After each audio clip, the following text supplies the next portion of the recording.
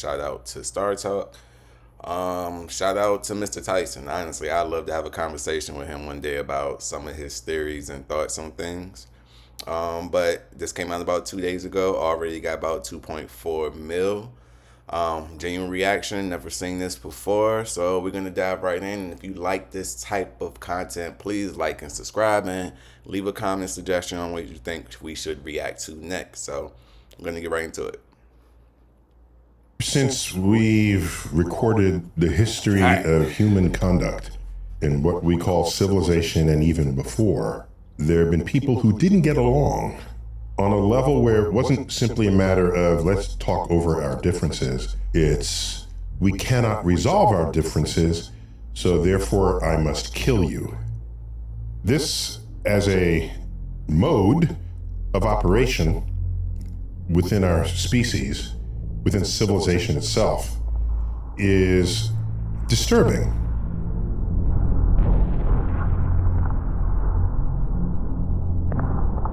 So let's go way back when it's just fisticuffs. What's the most damage I could do? I can, maybe harm one person, possibly kill one person at a time. Now I have a bow and arrow. I'm one person and I can take out 10 people at a time. Notice this ratio is getting steeper and steeper. I now have a gun. Actually, it's a musket gun initially.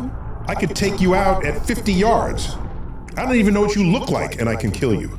Then I have automatic weapons. One person can take out 20 people. You reload, take out another 20. A missile.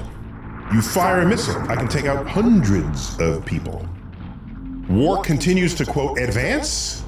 What else can I have? Oh, bombs. Yes. So now one person can kill thousands. Once you have an airplane, you can fly over someone's head. It renders the trench warfare obsolete. Airplanes can go over cities, you drop bombs on people's heads, whether or not they're combatants.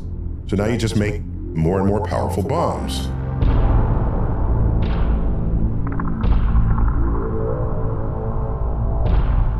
Now the bombs are no longer just explosives, like with gunpowder or anything. It's nukes, nuclear weapons, a birth at the end of the Second World War. Now, one person flying an airplane can kill tens of thousands, even millions. Tens of thousands initially with the atom bomb. These are the fission bombs that split uranium and plutonium atoms into lighter atoms, releasing energy in the process. Those were the two bombs over Nagasaki and Hiroshima. The first and only two. To kind of pause it right here real quick. I do like his breakdown on the evolution of war. I think war got so fantasized. I don't know if that's the word I want to use. As war advanced, we got more and more numb to what actually war is because of everything he's saying of the evolution from having to be up close and personal, to really truly engage in the war, to now you can send bombs, you can shoot from a distance and not have to physically engage anymore. So there's a certain detachment from it, I guess I'm trying to say. So it's interesting to hear him kind of break down the evolution of how warfare started and where it's at now. 2 times nuclear weapons were used in warfare. The bombs over Nagasaki and Hiroshima were like 20 kilotons, something like that. Kilotons, what unit is that? We don't have a way to measure the energy of atomic bombs, so you measured in terms of what the previous explosive powers were. TNT. TNT's dynamite. Discovered by Alfred Nobel, by the way, got rich, put in money to create the Nobel Prize. Kilo is 1,000, we all know. Ton is a ton. 1,000 tons of TNT. Not just one stick of dynamite, thousands of tons. You take that, ignite it in an instant. You incinerate everybody below you. And we have magnified the power of that weapon by 100. We call them hydrogen bombs, just the way the sun makes energy. taking hydrogen atoms, bringing them together to make helium atoms. That also releases energy, way more energy than you'd get by fissioning heavy atoms. No longer is it kilotons, it's megatons.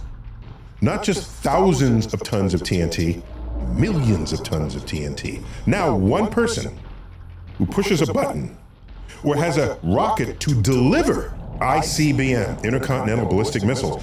I can sit here in the comfort of my chair, control a missile on my sovereign land. It'll enter suborbital because it leaves our atmosphere. It can't travel that far without resistance through the air. It leaves our atmosphere, goes its distance, comes back out of the sky, hits its target. You can kill 1 million people. That is insane to think about. That is insane to think about.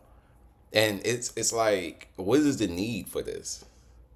You know what I'm saying? Like, I understand it's like, okay, every country is kind of feel like they have to defend themselves from other countries, and that's like the ultimate deterrent. But will it ever get to the point of nuclear warfare? Like, even in the times we're in now, right? World War III, missiles are getting sent from all over the place now, you know, and war doesn't seem like it's stopping.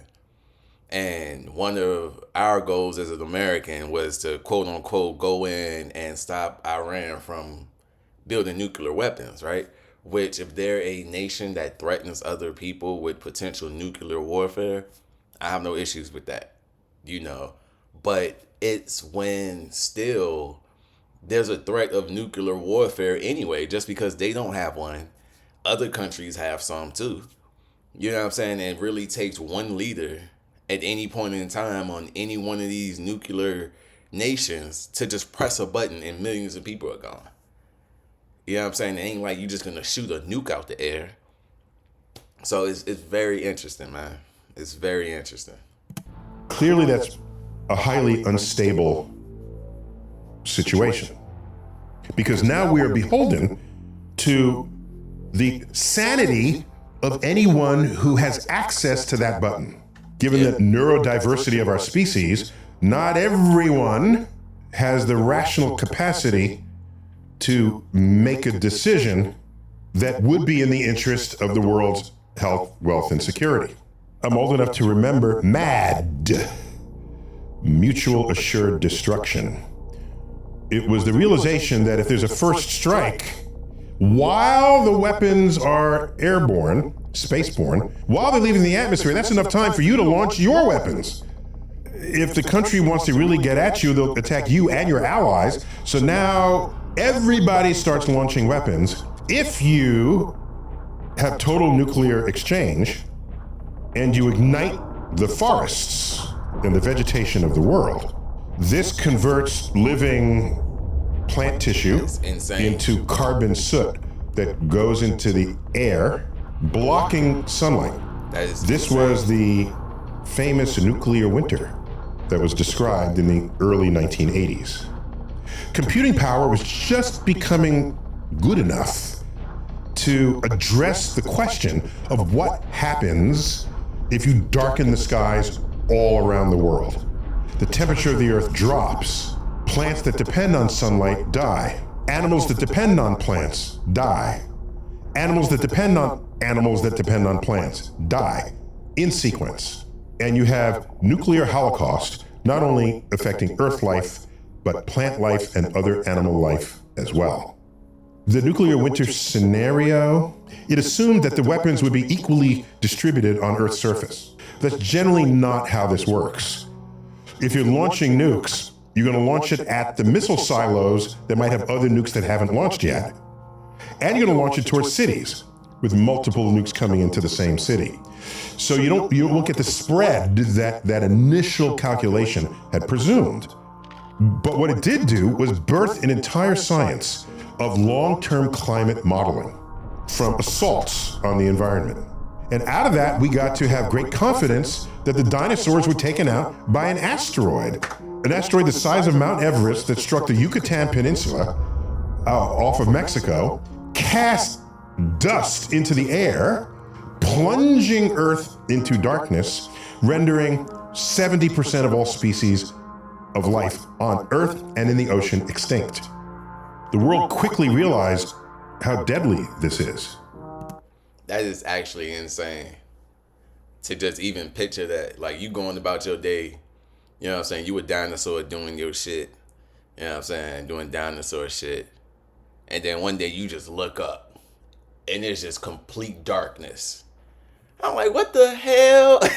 What the fuck is going on here? That is insane, man. It's not just a bow and an arrow. It's not just fisticuffs. It is an asymmetry in warfare that had never been seen before. I'm reminded of a quote from Albert Einstein. I don't know how World War III will be fought, but I know that World War IV will be fought with sticks and stones. That's where war... That's interesting. That's interesting. I mean, if we look at how war is now, I would have never imagined we'll be using drones in warfare. Like, the shit that you can fly and play with as a kid, that is causing so much destruction right now. So where it could go from here, who knows, man? And the science of war has taken us. Scientists have... This has gotten so out of hand. No. Skip. We're gonna take this city back. Oh, man. Please don't mind me, y'all. We almost about to skip this. I need to do something about this. Get off my screen. Historically been complicit in the waging of war. Governments, be they warmongering or otherwise, have always reached for the ingenuity and creativity of scientists and engineers of all stripes. You know, where do you get chemical weapons from? You go to the chemist. Bio warfare, you go to the biologist. The astrophysicist, we don't make bombs, we don't, no, but we care about multispectral imaging in dark places. We care about coordinates on Earth and in the heavens. We care about timing. What is a physicist an expert at? It's matter, motion, and energy. And what is a military battle of any kind? It's, I have energy over here, and I want to put it over there. It could be, I have a bullet here sitting in my gun, but I want to put that bullet over there with energy that I give it. I have a bow and arrow. I pull the string, pumping potential energy into the bow. When I let go, the bow springs forward, the arrow goes, sending kinetic energy over here to over there. That is the basis of essentially every military conflict. There is no war that is won without the exploitation of science and technology at its center. I agree. It's crazy to think about it, but yeah, scientists craft the tools, and I don't believe that they started off creating tools of warfare. I think the government and the military saw the potential of the damage it can do. That's why I think a lot of inventions, you hear a lot of scientists say, I didn't create it for this. It be in the movies all the time. Like, a project that started off with good intentions end up turns into something that can, a bomb or something like that. You know, what's the particle accelerator? You know, those always end up starting off with good, but then it's too much power that we can control, so it ends up threatening to implode or explode. You know what I'm saying? Stuff like that. So scientists do play a role in that, in advancing, because, like I said, we're using drones. Drones that kids could play with in warfare right now. It's a different time we in, man.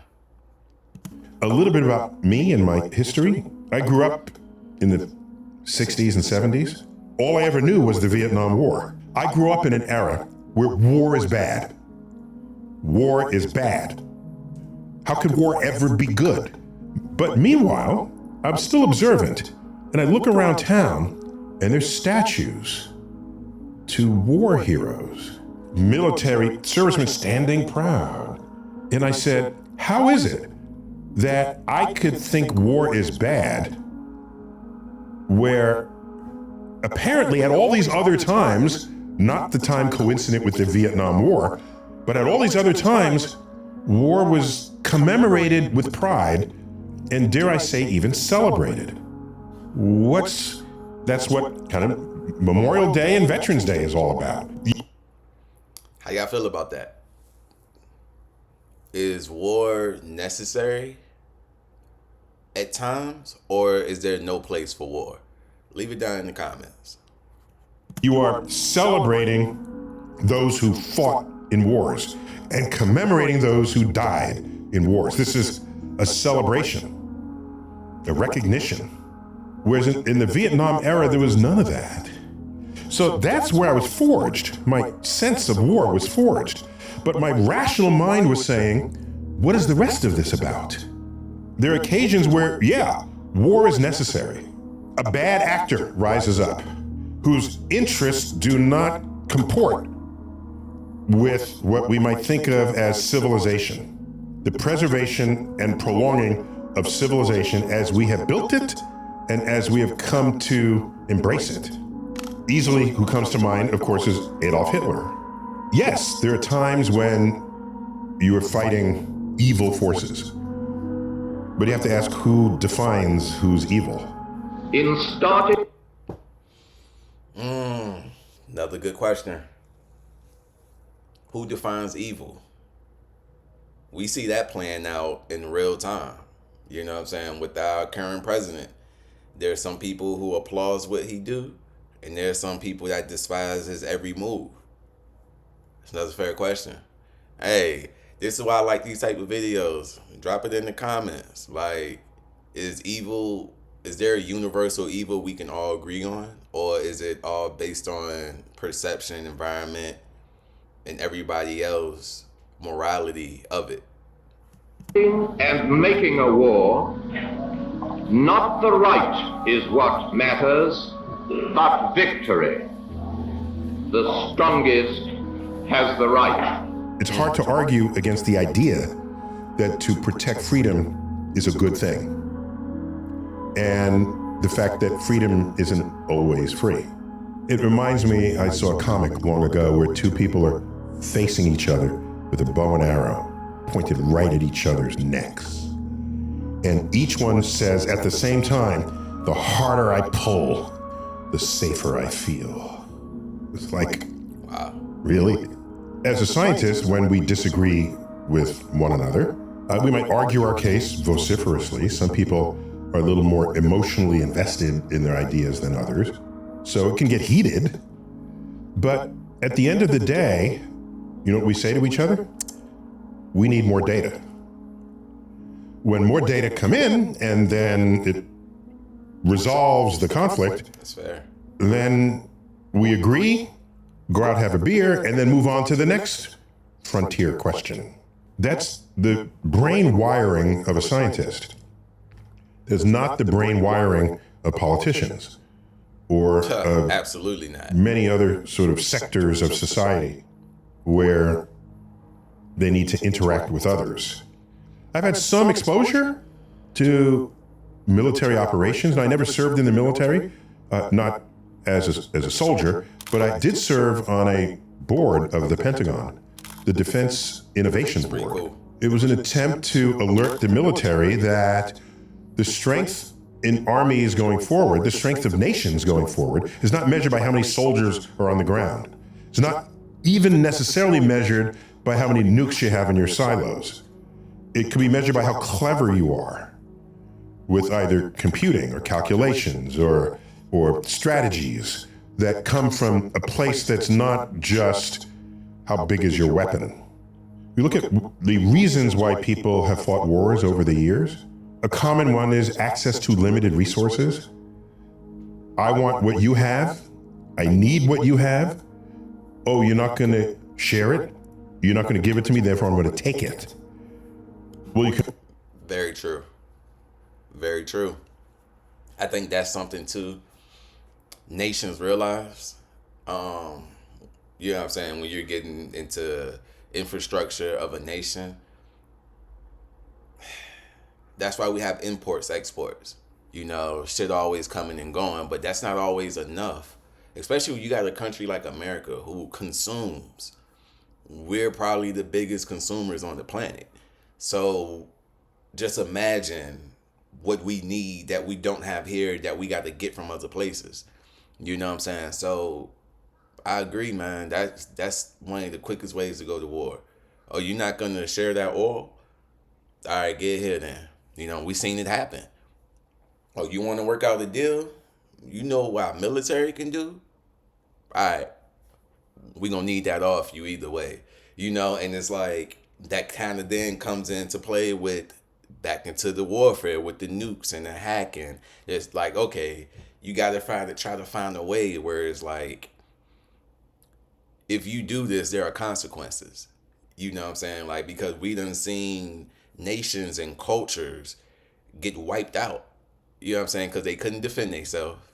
And it's all about his history. So the history is told by the victors. You know, if you got a nuke to keep a country off you, that'll kind of make them hesitate sometimes. So, man, it's a touchy thing, man. You can only do that.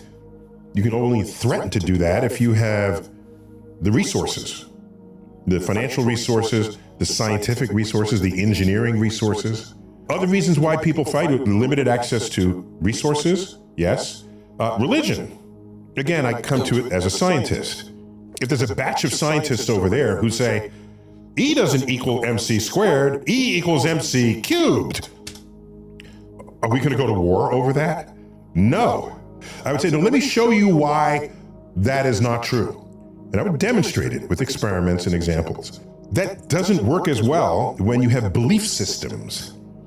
If you come from a belief system, then what you believe doesn't have the evidence that science would normally require to establish what is objectively true.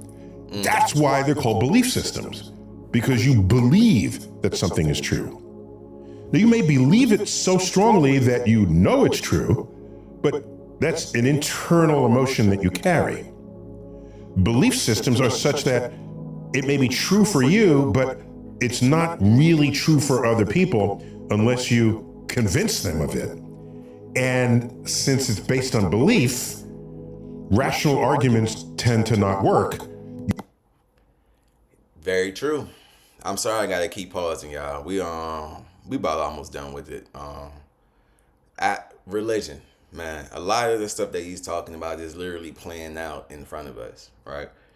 I'm gonna try to speak on this very lightly right now, just because I have my own beliefs as well, and I'm not here to try to persuade anybody to see things my way or believe what I believe in. Looking at this war, we're touching on resources and religion when it comes to America, Israel, Iran. Both of those are being touched right now. We got the resources going for war for those. We got the oil, the energy, right? And then we got the religious side of Israel. I don't want to get into that too much, but we just got that side, and we know it's playing a factor. America even coming out now and saying, well, if they was to attack Israel, pretty much it's like attacking America. Or if Israel was going to do it first, so we had to do it. Or, you know what I'm saying? So that religion part plays in because it has to. People have to believe what they're fighting for. And if you have somebody that believes in the religious side of what Israel is doing to the heart, to saying like, yo, we believe that land is ours, so this war is okay, how can you have a rational argument with that? You know what I'm saying? Like, and then on the other side with the oil, how can you say, no, we need this because our energy prices in America are going to go crazy and we're running low on supply. You're not going to give us what we need, so we're going to take it. How can you argue with that? Can you just say, no, we don't need it? That means you're speaking for the people that, you know what I'm saying? That's like, no, we do need that energy. We do need that oil. You know, so it's, man, very good points. Very good points. I'd love to hear y'all thoughts on these, man. You need methods of coercion or force, ultimately threat of violence, perhaps even threat of death. And so some of the most violent encounters civilization has ever had with itself is when one warring faction has a belief system that differs from that of their adversary. It's interesting to ask of ourselves in society, is there anything you would die for? What do you think about T-Mobile home internet? Not sponsored. This is not a paid ad. Come check out my new man cave. Skip. Come on, get off my screen. T-Mobile's got home internet, just $35 a month, and it's guaranteed for 5 years. You get one chance in life. What I have found is that the less tangible the thing is you're fighting for, the more abstract it is, the less evidence there is in support of it, the more willing people are to die for it. And so war always seems to be this glorious thing at the beginning. And then the body bags start coming back. And not only military casualties, but civilian casualties, just trying to live their lives, who are now susceptible to decisions made by people in power, who generally are not themselves the same people who go do the fighting. I find that dismaying. I agree. How can a person sending somebody to war have that much power but being so detached from the people? Like, never wouldn't die for the country themselves. Put it that way. Just being human in civilization as a scientist. But it's real and it happens. And that's how the world is put together. With or without the League of Nations coming out of the First World War, with or without the United Nations after the Second World War, with charters that are signed, Geneva Conventions. At the end of the day, you can ask the question, can we just all get along? Let me end on a slightly more positive note. All the UFOs people have been seeing in the sky, lights that we can't explain, I'm glad some part of the military budget is going to investigating them. Because people have been seeing them for decades. I've never seen anything that I couldn't identify. I know a lot about weather and climate and sky conditions and planets and moons and what they do and weird things that they do. So I've never seen anything I couldn't explain. So it was all IFOs to me. But maybe some of these UFOs would pose a danger to us. Again, to our health, our welfare, or our security. Maybe. So I'd want the military to check it out. And if it's a threat from space, maybe the greatest task of all would be to protect Earth from aliens. In fact, in the 1980s, President Reagan, addressing the UN, said just that. He said, here we are with all of our differences. He was still in the Cold War, by the way. With all of our differences, imagine how close we would be together if we had to fight a common enemy, such as an invader from space. Perhaps we need some outside universal threat to make us recognize this common bound. If that's what it takes? Man, I agree. And technology has done nothing but accelerate how fast people are separating themselves from each other, you know? And with how fast information is traveling, yeah, it's hard to come together on one common thing. Like, it's very hard. It would take divine intervention at this point. For us to get along, I guess. Or extraterrestrial intervention. So, but I still believe, I believe in the power of conversation and the power of coexistence, because that's what makes a beautiful world. That we can all be different, but yet all be together with common causes, common goals that are sensible, rational, sane, and will feed the future of our health, our wealth, and our security. Thanks for listening. Until next time, keep looking up.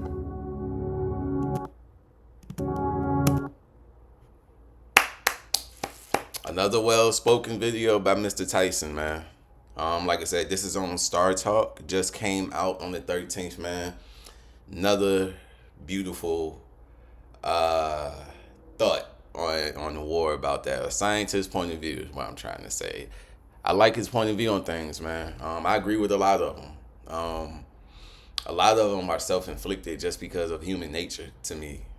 We started building civilizations and realized to maintain it is going to require a lot more than what we actually want to admit that it requires.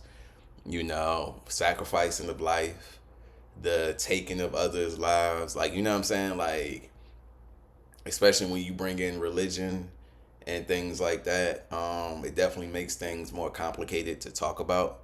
But that's just why, at least I feel like what he was saying, we got to at least be willing to have the conversations, the hard conversations, and not get offended and be willing to hurt one another because our beliefs are different.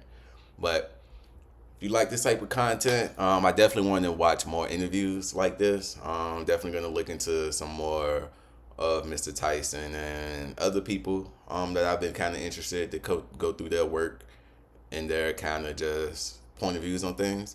So, like and what was that? Speak English. Like and subscribe if you like this type of content. Leave a suggestion in the comments as well on other videos that you may want to see me react to next. Other than that, thank you for stopping by.